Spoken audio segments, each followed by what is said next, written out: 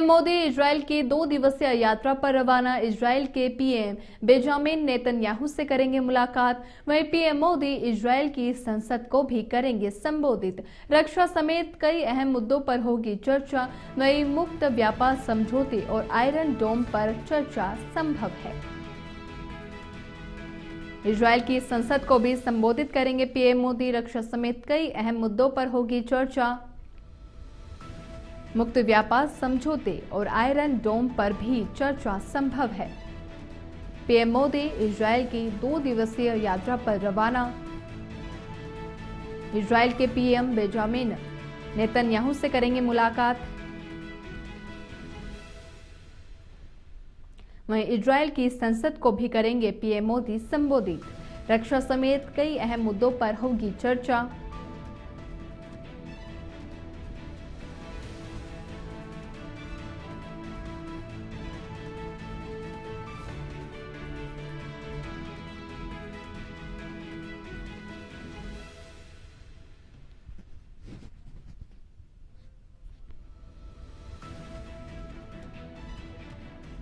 केंद्रीय गृह मंत्री अमित शाह आज से 3 दिन के दौरे पर बिहार जा रहे हैं। अमित शाह बिहार के संवेदनशील सीमावर्ती क्षेत्रों का दौरा करेंगे। इस दौरान वे सीमा पर घुसपैठ और कथित अवैध धार्मिक ढांचों के कारण राज्य के सीमांचल क्षेत्र में हो रहे जनसांख्यिकी परिवर्तनों पर समीक्षा बैठक की अध्यक्षता करेंगे।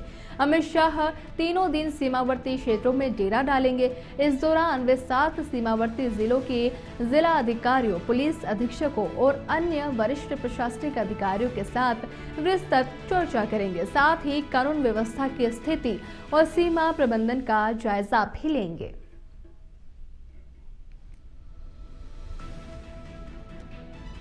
सीमांचल के अफसरों के साथ बैठक करेंगे अमित शाह। आज से 3 दिन के बिहार दौरे पर रहेंगे अमित शाह। अररिया, किशनगंज, पूर्णिया का करेंगे दौरा। वहीं 3 दिन सीमांचल के बॉर्डर क्षेत्र में रहेंगे अमित शाह। वाइब्रेंट विलेज गांवों का निरीक्षण करेंगे अमित शाह। वहीं सीमांचल के अफसरों के साथ बैठक करेंगे गृह मंत्री अमित शाह।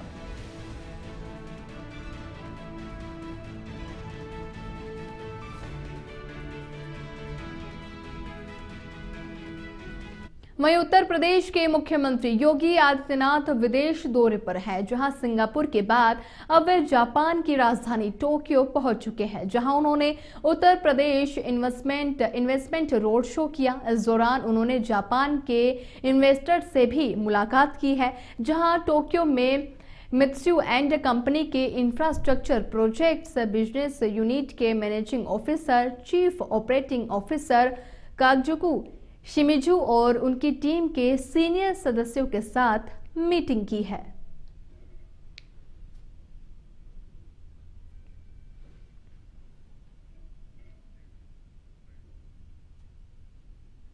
सत्ताईस ऐसे इंडस्ट्रियल पार्क डेवलप करने की कार्रवाई प्रारंभ की गई है और मैं आमंत्रित करूंगा जापान के अपने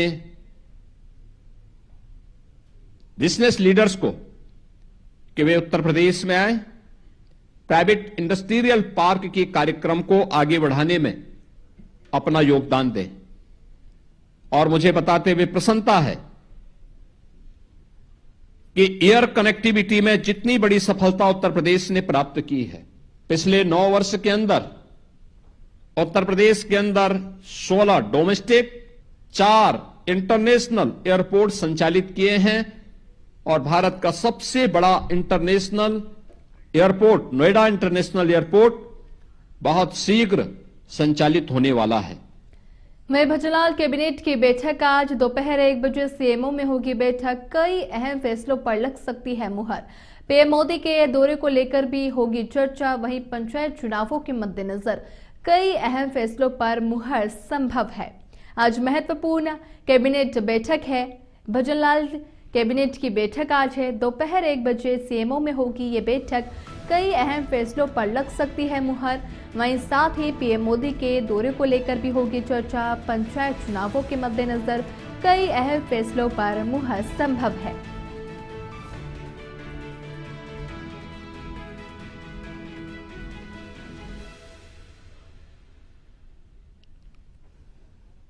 पीएम मोदी के दौरे को लेकर भी होगी चर्चा। पंचायत चुनावों के मद्देनजर कई अहम फैसलों पर मुहर संभव है। भजनलाल कैबिनेट बैठक आज दोपहर 1 बजे सीएमओ में होगी बैठक। वहीं कई अहम फैसलों पर भी लग सकती है मुहर।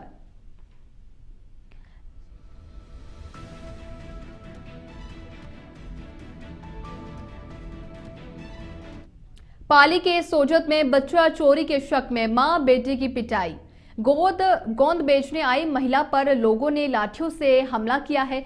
वहीं मारपीट का वीडियो सोशल मीडिया पर हो रहा है वायरल। सोजत के बगड़ी थाना क्षेत्र के सिंचियावास की ये पूरी घटना बताई जा रही है। वहीं मामले को लेकर एफआईआर दर्ज है और एक आरोपी को भी गिरफ्तार किया गया है।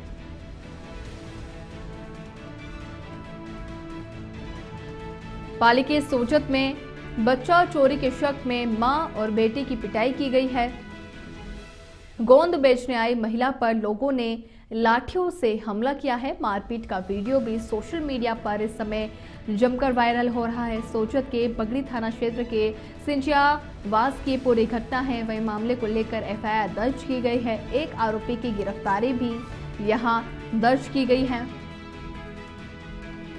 सोजत में बच्चा चोरी के शक में मां और बेटी की पिटाई की गई है और ये वीडियो अब सोशल मीडिया पर भी वायरल हो रहा है। शक के कारण महिला और बेटी को जमकर पीटा गया। वहीं सवाई माधोपुर के पुराने शहर में एक बार फिर लेपर्ड की चहलकदमी देखने को मिल रही है, जिसके चलते लोगों में दहशत का माहौल नजर आ रहा है, जिसे लेकर स्थानीय लोगों ने वन विभाग से पिंजरा लगाकर लेपर्ड को पकड़ने की मांग की है। ग्रामीणों ने बताया कि बीती रात को भी एक लेपर्ड 72 सिटी स्कूल के पास नजर आया था। इसके बाद रामलीला मैदान में भी लेपर्ड चहलकदमी करते हुए दिखाई दिया है। आपको बता दें कि सवाई माधोपुर के पुराने शहर के नीम चौक इलाके में पिछले महीने लेपर्ड ने एक 7 वर्षीय बालक पर हमला कर दिया था, जिससे मासूम की मौत हो गई थी।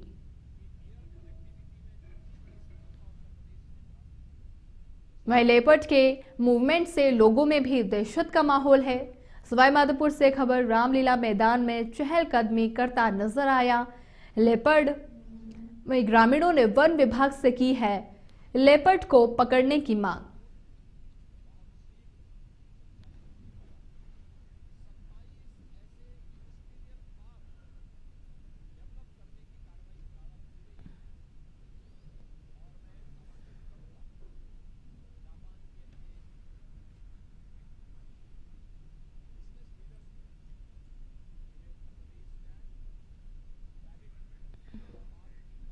वहीं बालोतरा में पुलिस ने अपना गांव अपनी जिम्मेदारी अभियान का शुभारंभ मंगलवार को केटनोट गांव में किया। अभियान की शुरुआत पुलिस अधीक्षक रमेश ने की। उन्होंने बताया कि इस जनसंपर्क अभियान का उद्देश्य नशा मुक्ति, साइबर सुरक्षा, यातायात नियमों की पालना, नए आपराधिक कानूनों की जानकारी और सामाजिक जिम्मेदारी के प्रति जागरूकता बढ़ाना है। कार्यक्रम में थानाधिकारी जसोल श्रीमती शारदा विश्नोई ने डिजिटल प्रस्तुति के माध्यम से नए आपराधिक कानूनों और राजकोम सिटीजन ऐप की जानकारी दी। यातायात शाखा प्रभारी लूणाराम ने हेलमेट, सीट बेल्ट और सड़क सुरक्षा नियमों की पालना पर भी जोर दिया है, जबकि साइबर सेल के मिश्रेखा ने ऑनलाइन ठगी, ओटीपी फ्रॉड और साइबर अपराध से बचाव के उपाय बताते हुए 1930 हेल्पलाइन नंबर पर तुरंत शिकायत करने की अपील की है।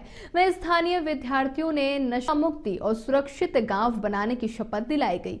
यह अभियान चरणबद्ध तरीके से जिले के अन्य गांवों में भी चलाया जाएगा। सुरक्षित, स्वस्थ और खुशहाल अपने अंतःकरण को साक्षी मानकर यह दृढ़ संकल्प लेती हूँ नए पहल शुरू किया है। इस माध्यम से लगातार मतलब हफ्ते में एक या और थाना इलाके में एक गाँव को हम चिन्हित करके जहाँ पर नशे से बहुत ज़्यादा लोग प्रभावित होंगे या नशे के तस्कर में लिप्त होंगे, उस गाँव में हम नशे के खिलाफ जो मतलब जानकारी देते हुए और अन्य जो नियम नए कानून के बारे में हो या ट्रैफिक नियम के संबंधित हो या साइबर फ्रॉड का जो हो रहा है। टिटवाना के नावा से है, जहां रघुनाथपुरा ग्राम पंचायत के ग्रामीणों ने मतदान केंद्र बूथ संख्या 9091 की स्थिति को लेकर कड़ा विरोध जताया है। साथ ही जिला कलेक्टर को ज्ञापन सौंपा है। ग्रामीणों का आरोप है कि प्रशासन द्वारा मतदान केंद्र को एक विवादित और असुविधाजनक स्थान पर स्थानांतरित करने की कोशिश की जा रही है, जबकि गांव का राजकीय उच्च माध्यमिक विद्यालय हर दृष्टि से उपयुक्त है। ग्रामीणों का कहना है कि राजस्व अधिकारी द्वारा पेश की गई भौतिक सत्यापन रिपोर्ट तथ्यों से परे है। साथ ही कहा कि स्कूल की दूरी और सुविधाओं को लेकर गलत जानकारी दी जा रही है ताकि मतदान केंद्र को किसी निजी या अन्य स्थान पर शिफ्ट किया जा सके। तो वहीं ग्रामीणों ने मांग नहीं मानने पर आगामी चुनावों में वोटिंग नहीं करने की चेतावनी दी है। हमारी मांग ये है कि जो हमारे ग्राम पंचायत देवपुर रघुनाथपुरा के पंचायत बूथ 9091 में चुनाव निर्वाचन आयोग द्वारा 29/1/2026 को आया था, उसको यथावत रखा जाए। और दूसरी ये है कि हमारे ग्रामवासियों को जमीन दानदाताओं द्वारा जमीन दी जा रही है, तो उसके बारे में कमेटी गठित करके वो जमीन तय करे। और तीसरा ये है कि जो तहसीलदार जी नावा उसके द्वारा हमारे जो बूथ है वर्तमान पहले से हमारा बूथ चल। वहीं टिटवाना जिले में सक्रिय अपराधियों और गैंगस्टरों के बढ़ते हौसलों के खिलाफ पुलिस परिवार भी लामबंद हो गया है, जहां राजस्थान सेवानिवृत्त पुलिस कल्याण संस्थान ने कलेक्टर को मुख्यमंत्री के नाम ज्ञापन सौंपा और अपराधियों के खिलाफ कड़ी कार्रवाई की मांग की है। ज्ञापन में बताया गया कि भाजपा नेता और पंचायत समिति सदस्य विजय सिंह पलाड़ा को बीते 13 और 14 फरवरी को विदेशी नंबरों से धमकियां मिली है। आरोप है कि कुख्यात गैंगस्टर रोहित गोदारा, वीरेंद्र चारण और राहुल स्वामी ने फोन कर उनसे रंगदारी वसूली की मांग की है। साथ ही बताया कि कुचामन सिटी में लंबे समय से रोहित गोदारा और उसके गुर्गों के नाम पर लोगों को डराया धमकाया जा रहा है, जिससे लोगों में रोष नजर आ रहा है। विजय सिंह उपाध्यक्ष जिला बीजेपी का पिताजी हूँ और उसको धमकी दी गई थी रोहित गोदारा गैंग वगैरह। उसके संबंध में हमने जिला पुलिस अधीक्षक डिडोना और जिला कलेक्टर डिडोना को ज्ञापन दिया है कि अपराधियों को शीघ्र से गिरफ्तार किया जाए ताकि पूरे जिले में अमन शांति होने चाहिए। विशेष ये है कि उनको शीघ्र से जो बाहर बैठे विदेश में बैठे हैं उनके लिए उनकी गिरफ्तारी शीघ्र की जाए। तो ऐसा बताया कि इसमें हमारी टीम लगी हुई है, राज्य स्तर पर शीघ्र ही कार्रवाई करेंगे। वहीं सलूमल जिले के सेमान स्थित गंगेश्वर महादेव मंदिर परिसर में राजस्थान पेंशन समाज उपशाखा सेमारी का प्रथम वार्षिक अधिवेशन आयोजित हुआ, जिसकी अध्यक्षता कर्नल केशर सिंह शक्तावत ने की। कार्यक्रम के मुख्य अतिथि दुर्गा प्रसाद मीणा, प्रधान सेमारी और अतिरिक्त जिला कोषाधिकारी ब्रजभूषण सिंह रहे। अधिवेशन में 80 वर्ष पूर्ण करने वाले पेंशनरों, भामाशाहों और उपशाखा की कार्यकारिणी का सम्मान किया गया। साथ ही उत्कृष्ट कार्य करने के लिए शांतिलाल चौबीसा को विशेष सम्मान प्रदान किया गया। कार्यक्रम में बड़ी संख्या में पेंशनर व समाजजन मौजूद रहे। अंत में दिलावर सिंह पवार ने आभार व्यक्त किया, जबकि संचालन गिरिजा शंकर चौबीसा और कालूलाल कलाल ने किया।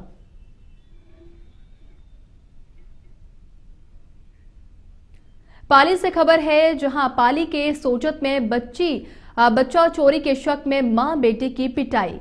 गोंद बेचने आई महिला पर लोगों ने लाठियों से हमला किया है। मारपीट का वीडियो सोशल मीडिया पर हो रहा है वायरल।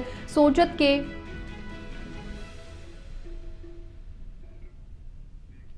वहीं अलवर स्थित जिला न्यायालय कचहरी परिसर के सचिवालय उप डाकघर में अधिवक्ताओं को डाक बेचने में आ रही रोजमर्रा की परेशानी अब दूर होने जा रही है। अभिभाषण संघ अध्यक्ष अभिमन्यु सिंह चौहान की पहल पर स्पीड पोस्ट और पार्सल के लिए एक अतिरिक्त काउंटर शुरू किया गया है। मीडिया प्रभारी हेमंत कुमार ने बताया कि अध्यक्ष चौहान ने अलवर डाकघर के प्रवर अधीक्षक जब्बार से दूरभाष पर वार्ता कर अधिवक्ताओं को हो रही समय की बर्बादी से अवगत कराया और बढ़ते कार्यभार को देखते हुए तुरंत अतिरिक्त काउंटर लगाने की मांग की है। प्रवर अधीक्षक ने त्वरित कार्रवाई करते हुए उप डाकघर की पोस्ट मास्टर रीना यादव से जानकारी ली, जिसमें सामने आया कि प्रतिदिन 150 से 200 स्पीड पोस्ट और पार्सल भेजे जा रहे हैं। इसके बाद अतिरिक्त काउंटर के निर्देश जारी किए गए हैं। साथ ही 1 फरवरी 2026 से उप डाकघर में यूपीआई से भुगतान की सुविधा भी लागू कर दी गई है, जिससे काम में तेजी आएगी। इसे अध्यक्ष चौहान के सक्रिय नेतृत्व का परिणाम माना जा रहा है। काउंटर की ज़रूरत हमें इसलिए थी, हमारे यहाँ पर 1200 से ज़्यादा अधिक एडवोकेट जो रोज़ प्रैक्टिस के लिए आते हैं। डाक की व्यवस्थाओं के लिए एक कियोस्क हमें कम पड़ रहा था, क्योंकि आने वाली आगामी लोक अदालत में भी हमारी क्वांटिटी बल्क में और वॉल्यूम में ज़्यादा थी। तो ज़्यादा वॉल्यूम वाले के इंतज़ार में सिंगल वाला जो आदमी जो डाक लेके आया वो खड़ा रहता था, तो उससे अधिवक्ता समाज में काफ़ी गहरा रोष था, जिसके लिए हमने अपने प्रवर अधीक्षक जो हैं जब्बार जी, उनसे बात करी थी टेलीफोनिक वार्ता पर, उनको इस बात की गंभीरता से अवगत कराया।